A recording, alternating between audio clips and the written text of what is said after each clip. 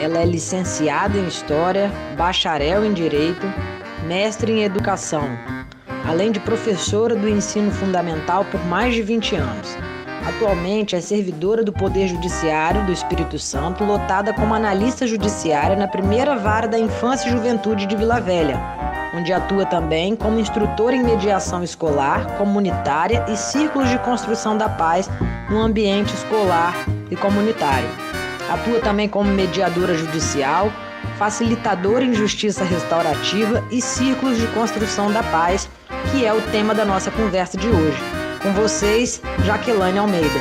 Bom, gente, hoje eu queria começar o vídeo pedindo para você se inscrever no nosso canal, clicar aqui, ativar as notificações para ficar por dentro de todo o conteúdo que a gente vem produzindo aí com muito carinho, conteúdo de valor sobre reflexões importantes e atuação de profissionais que contribuem com a sociedade melhor.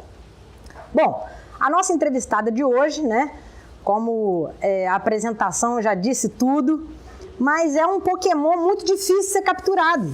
É um Pokémon raro, especial. Gostei do Pokémon. É um Pokémon difícil, entendeu? E acabamos de capturar esse Pokémon aqui, que está aqui, um Pokémon de asas. De asas. Né? Que hoje o tema que nós vamos falar é um tema assim que só o nome, ele já dá prazer em falar com um nome bonito.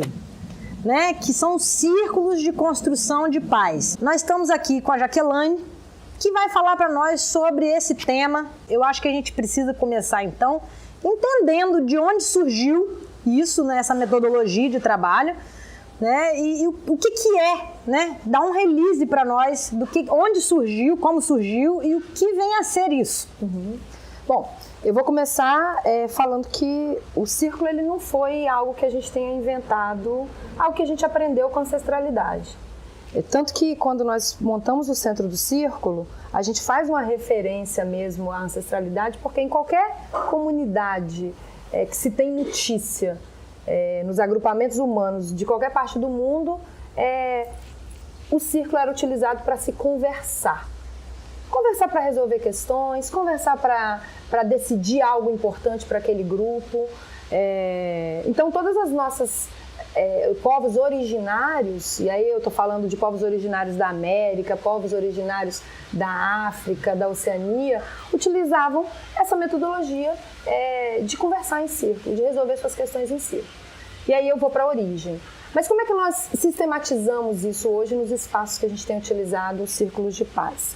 Vários foram os momentos em que as instituições precisaram encontrar um outro caminho para resolver os problemas que precisavam ser resolvidos. E aí a gente olhou para o nosso passado. O povo já faz isso, isso funciona. Como é que eles fazem isso? E aí foram aprender. Então vários são os professores, os australianos, os neozelandeses, mas eu vou falar da minha fonte, de quem me ensinou e com quem eu estudei e aprendi, que é a professora Kay Pranes, que é uma referência mundial. A experiência dela é nos Estados Unidos. A escola dela, como ela mesma diz, são os nativos norte-americanos, né, os primeiros povos. E a gente trouxe isso para as instituições. Então, cada país, cada estudioso, sistematizou de uma forma que fosse a melhor forma para utilizar isso em nossas instituições. Eu utilizo hoje a metodologia que eu aprendi com Kay Pranes. Estou em busca de outras, né, porque são várias e cada uma válida para o que se propõe. Mas a metodologia dos círculos de paz, especificamente, são práticas que conectam as pessoas num espaço circular, onde se pretende que esse espaço seja um espaço seguro de fala e de escuta e que as pessoas possam conversar. O barato do negócio é que a simplicidade já contempla a complexidade do que é sentar de frente, sem nada nos impedindo, sem nada, e olhar no olho do outro e falar sobre o que precisa ser falado. Eu fico achando assim até um pouco surreal, assim, sabe? A gente tá falando sobre isso, é como se realmente a gente, em algum momento, a gente se perdeu. A gente, não é que eu, Aline, me perdi, nós nos perdemos um dos outros.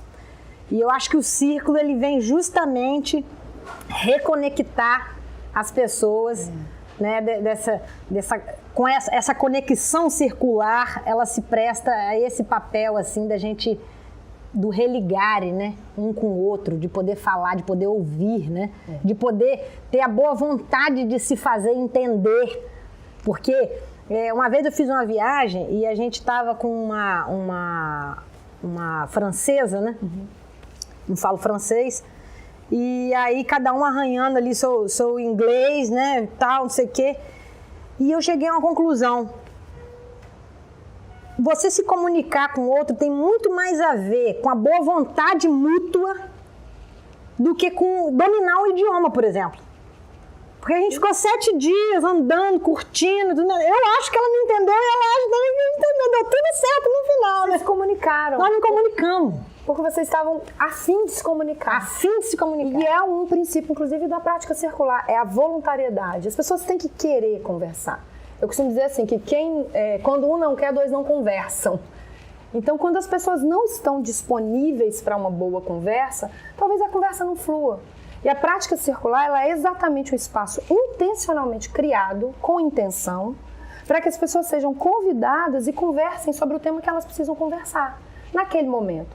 Às vezes o tema, e aí o Círculo de Paz, eles trazem isso, pode ser... Olha, a gente tem um assunto difícil, não necessariamente um conflito, um problema que precisa ser resolvido, mas um assunto difícil que precisa ser tratado neste espaço. O espaço pode ser a família, pode ser a escola, pode ser um espaço de uma equipe numa empresa, pode ser na vizinhança, pode ser até um espaço entre amigos. E aí, sobre o que é que nós precisamos conversar? Às vezes é uma celebração, precisamos celebrar a vida de alguém, a despedida de alguém, ou o retorno de alguém. Ou tem um assunto que está pairando no ar e que está deixando as coisas tensas. Vamos conversar sobre isso? E aí é todo um caminho que precisa ser percorrido, e esse é o grande barato, porque assim, nós nos perdemos enquanto humanidade mesmo. Em algum momento, nós nos desconectamos de nossa humanidade. Que é isso?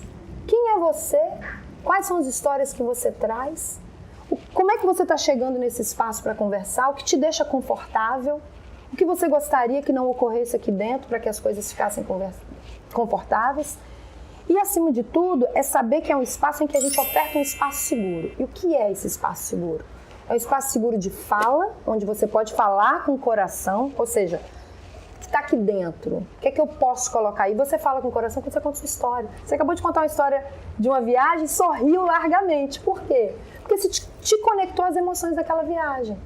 Quando eu conto a minha história, eu falo de mim, o que é que me emociona, o que é que me mobiliza, com boas emoções, eu não sei nem se essa palavra é uma palavra correta, mas com as emoções que me mobilizam, me deixam alegre, efusiva, ou que me deixam mais triste. E aí, quando a gente se sente e tem o combinado, porque são etapas do círculo, de que ali eu poderei me expressar com o coração, sem a preocupação que as pessoas que estão ali vão me julgar, vão me aconselhar, ou vão achar um caminho para a minha história, um desfecho para o que eu estou vivendo, talvez aí esteja a oferta do espaço seguro. O outro pode não achar aquele espaço seguro e, por exemplo, não se expressar, não falar. E está tudo bem. A gente continua a conversa e a gente diz que o círculo é o espaço em que as pessoas são convidadas a falar e ouvir. Mas se elas também não quiserem falar, aquele espaço seja só um espaço de escuta, ela usa um elemento que nós utilizamos. Qual é a base? Assim?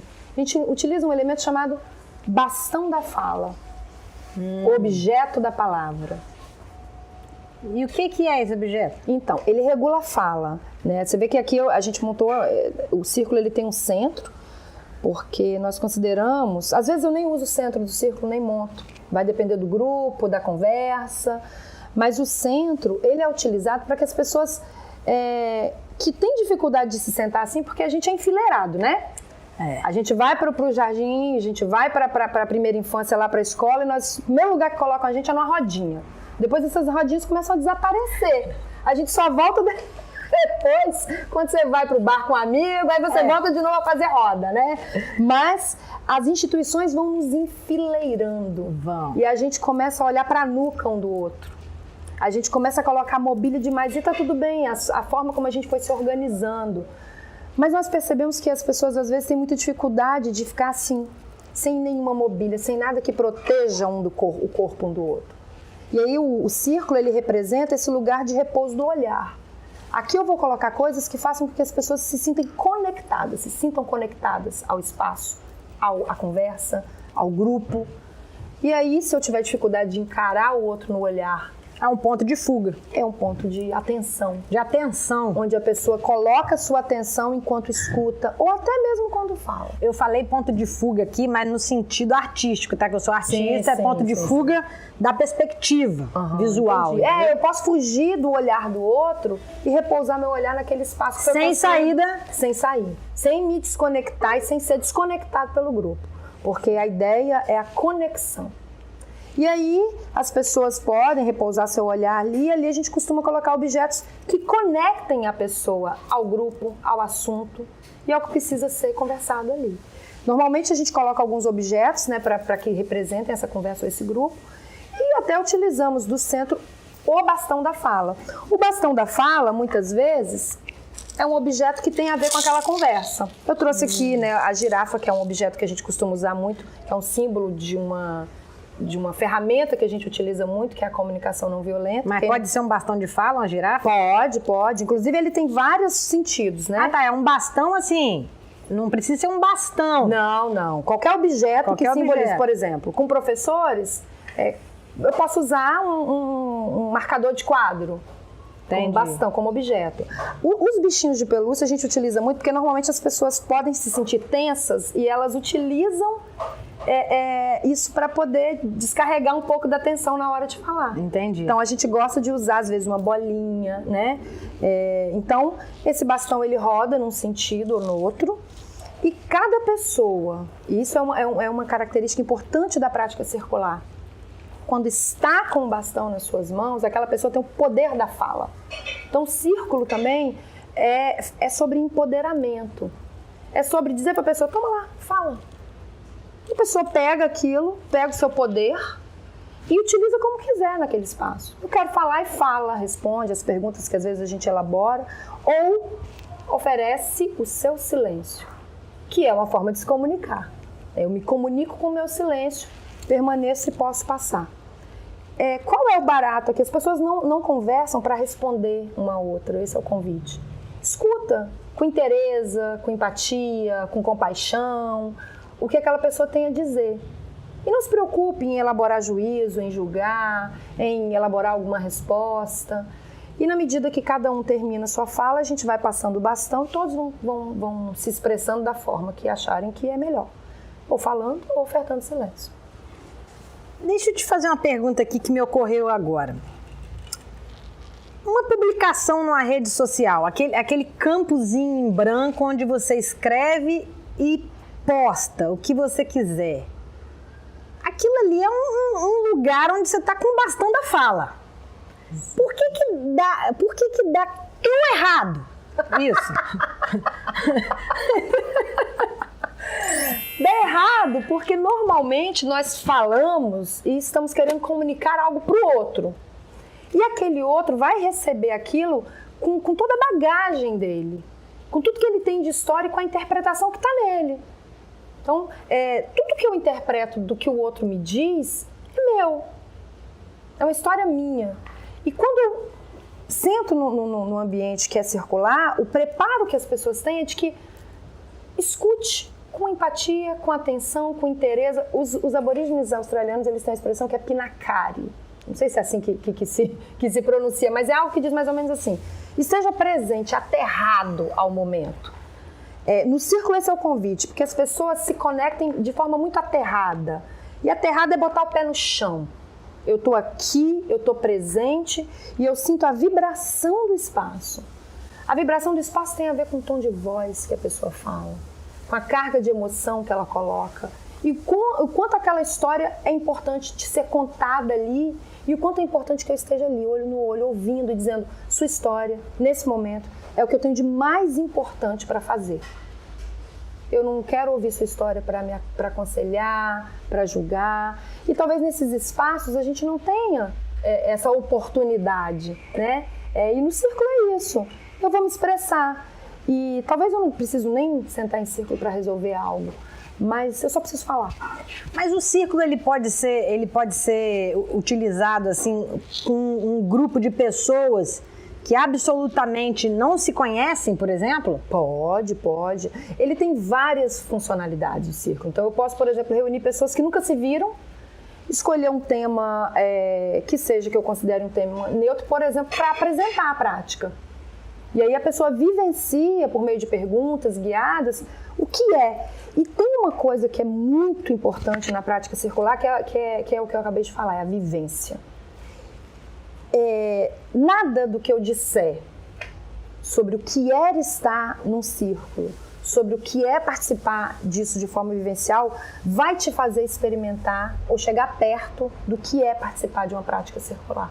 Seja com pessoas que eu conheço, seja com pessoas que eu conviva, seja com pessoas completamente desconhecidas. A experiência, a vivência que vai te dizer, caramba, isso faz sentido para mim, isso é algo que pode ser utilizado, e as pessoas costumam fazer muitas conexões de como utilizariam isso nos seus espaços de trabalho familiar, entre amigos, né? E é como tem utilizado. Então, é uma vivência, eu preciso sentir o que é participar de uma prática circular.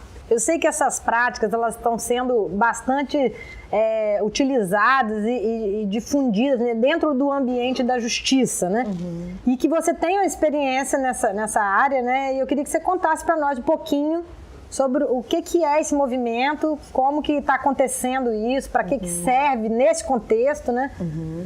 Então, nós temos no Brasil vários movimentos em vários estados bem sedimentados, em São Paulo, Rio Grande do Sul, que foi a porta por onde isso entrou no Brasil, Fortaleza, várias experiências. E no Espírito Santo, isso começou quando eu fiz um curso, né? Entrei em contato por meio do GISAD onde eu trabalho e acabei indo fazer a formação como facilitadora, foi uma formação que veio para o Espírito Santo, vários facilitadores em justiça restaurativa que utilizam a prática circular, mas também para resolução de conflitos. Então a gente trabalha, é uma metodologia que tem uma outra dinâmica, né? A gente tem encontros prévios, por exemplo, com as pessoas, e tem sido utilizado para tratar da prevenção de conflitos, mas também para tratar conflitos já instalados, com processos em tramitação, em crimes, pensando que a ideia principal é a autorresponsabilização de quem comete o dano, que todo crime, todo mal cometido, crime ou não, ele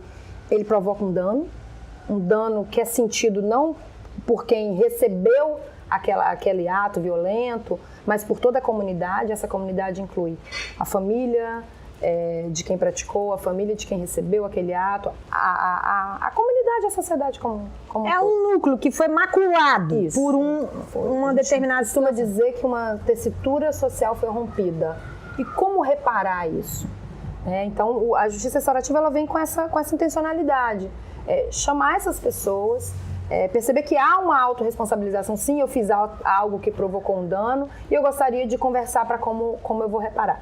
Então, de forma muito simplificada, as pessoas se sentam, a gente tem encontros prévios e nós vamos depois criar uma série de acordos. Elas vão, né, o facilitador de círculo ou facilitadores, que é bom que se trabalhe em dupla, elas vão encontrando quais são as formas possíveis de se reparar aquele dano, que às vezes é muito mais eficiente do que uma resposta, por exemplo, uma sentença que produz uma condenação, uma prisão por um tempo. E às vezes a pessoa não sente, na concepção dela de justiça, que a justiça foi feita com relação àquele dano que ela sofreu. Mesmo que tenha tido assim, pecuniariamente, né? Sim. Um ganho de causa, vamos dizer, né? Ou que haja uma prisão. Às vezes, a reparação que ela esperava aquele dano, aquela resposta não deu. Não deu. Então, no círculo, você consegue, ouvindo as pessoas, né? Como é que ela se sente reparada, e ouvindo quem é que provocou o dano, como é que poderia reparar aquele dano. Então, é uma nova forma, é um novo olhar, né? Tanto que a base que a gente utiliza, que é o Howard Zern, que escreveu uma obra importantíssima, que faz uma alegoria fantástica, que o nome do livro é Trocando as Lentes. Então, a ideia e ele é fotógrafo também, então ele usa exatamente essa coisa como é que eu troco essa objetiva, essa lente, e olho para a mesma situação, mas com um novo olhar, com uma lente diferente. É possível olhar para situações conflituosas com uma nova lente? Talvez essa lente sejam essas práticas em que a gente escute as pessoas, que as pessoas tenham a oportunidade de se reunir e falar como gostariam de ser reparadas, como que poderiam reparar e principalmente o que é que a prática daquele ato violento ou criminoso ou que tenha provocado dor ou alguma ruptura reverberou na sua vida. E como também essas pessoas sentem as consequências disso. E aí a pessoa que sofreu algum dano, ela vai ter a oportunidade de dizer como que ela pode e se sente principalmente reparada, como que aquilo a atingiu, como que aquilo está fazendo com que ela vive, como que ela pode melhorar as coisas dali para frente. É um momento de melhoria, de que a prática circular, ela pensa para frente, oportunidade que as pessoas têm de sentar, conversar e pensar em como que as coisas podem melhorar dali para frente. O resultado disso é que a ideia é pensar prospectivamente. Como que a gente pode viver após passar por uma situação conflituosa ou ter sofrido um dano e também apesar dos conflitos. E eu imagino, né, querida? E eu imagino que os círculos de construção de paz, eles também têm um papel, porque quando ele chega na justiça, quer dizer, já deu ruim, o tecido já se rompeu. Sim. Mas a gente pode estar levando esses ciclos para uma função mais preventiva, né? Dentro das escolas, dentro das empresas, antes da situação chegar num ponto como esse, né? Mas aí eu queria te fazer uma outra pergunta aqui, já que é o seguinte: o que você gostaria que eu te perguntasse? Eita, deixa eu pensar aqui. Eu acho que você pode me perguntar sobre qual é o benefício. Por que é bom se sentar em círculo? Jaque, qual é o benefício dos círculos e por que é bom sentar em círculo? O que isso resolve, para que isso presta, o que isso vai fazer de bom para as pessoas? Maravilha. Bom, primeiro obedecendo, né, a voluntariedade, a gente sempre costuma dizer que sentar-se em círculo é um convite e as atividades ali também são um convite. Eu considero que é bom porque é um convite para uma boa conversa. É um convite para a gente sentar, deixar a nossa vida, a nossa correria em stand-by um pouquinho e utilizar um tempo para a gente conversar sobre aquilo que é importante para aquele grupo. E o que é importante para aquele grupo? Só ele pode dizer. Quando você convida as pessoas para se sentarem em círculo, diz para elas, olha, acho que essa prática é interessante, acho que vocês podem se utilizar dela para melhorar as coisas. É bom porque possibilita isso. Parar e dar atenção ao outro, ouvir o outro genuinamente, de forma inteira. É bom porque a partir dessa conversa, dessa escuta, muitas coisas podem ser ditas nesse espaço em que pessoas que convivem há anos não sabem uma das outras. Há uma energia, e a gente gosta de dizer isso, que circula durante a realização de um círculo, em que um impacta o outro de uma determinada forma. Às vezes a sua história, contando a sua história, ela se conecta com uma que eu vivi e aquilo vai me impactar de uma forma que vai melhorar nossos relacionamentos. Porque o círculo é sobre relacionamento. E relacionamento é quando a gente se encontra, é coração e mente, é aquilo a que a gente dá significado. E as nossas histórias, elas são cheias do que nós damos significado. Significado importante de algo para você pode não ser para mim, e tá tudo bem. Quando eu compreendo o que é importante para você, eu consigo me relacionar e conviver melhor com você no mesmo ambiente. Isso, espaços continuados de convivência. Escola, empresas, ambientes em que as pessoas precisam ficar muito tempo juntas. São espaços em que muitas vezes esse relacionamento não tem lugar de se construir. E as práticas circulares, elas podem ajudar as pessoas a construírem esses espaços. Vamos fazer um ciclo para conversar sobre isso? Vamos. Então, por que é bom?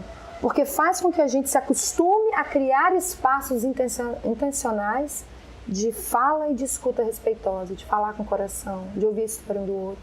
E isso gera melhores relacionamentos. Isso gera conexões mais fortes daquelas pessoas e pode, inclusive, evitar conflitos naquele espaço.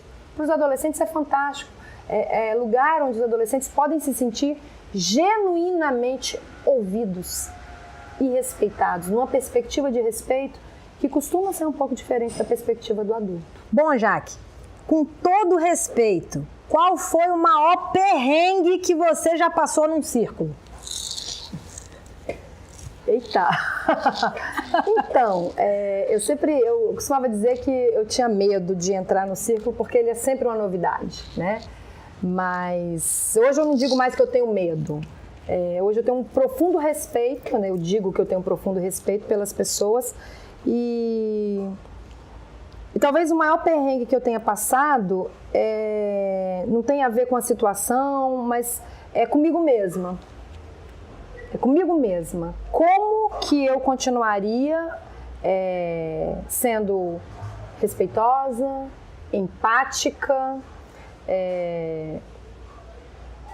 não julgadora, natural, ouvindo histórias que talvez fossem histórias com as quais eu não concordasse, estando sentada diante de pessoas cujos valores eram muito diferentes do meu. Essa é a maior prova do facilitador, né? Então, eu me sinto num perrengue quando eu escuto uma história e já me conecto com algo que eu rechaço. Falo, opa, isso é algo que está bem, bem distante daquilo que eu penso como válido de comportamento para o mundo. Mas aí eu vou lá e me lembro de um pressuposto, que é o que eu digo para os meus alunos. Quando você se perder na técnica ou achar que algo tá em perigo ali, você volta para o que a gente chama de pressupostos do circo. E aí eu vou para um pressuposto que é importantíssimo e no qual eu acredito muito. É que todo ser humano é bom, sábio e poderoso. E às vezes esse ser humano, ele fica escondido debaixo de muitas camadas.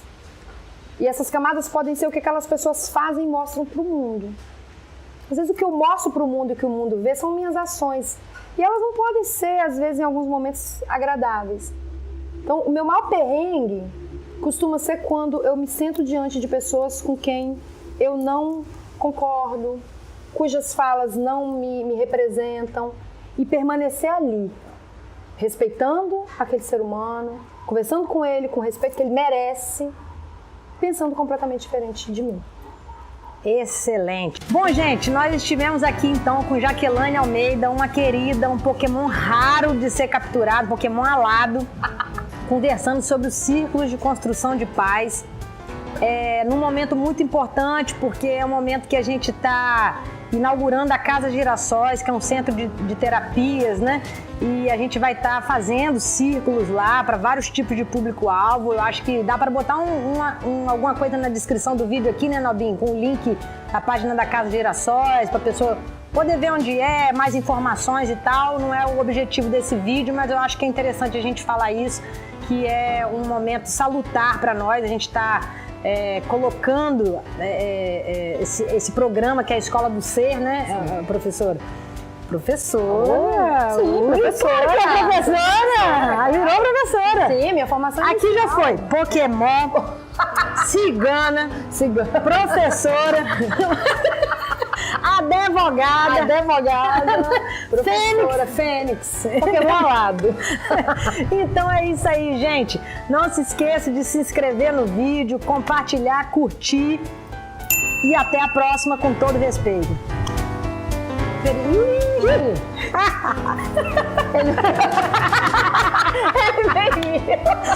tanto balangandã. É muito balangandã. Tem até uns chocalhos. Você não viu, mas a câmera viu. Agarrou o balangandã no outro. Você que tá, você segura e não se livra dos seus balangandã.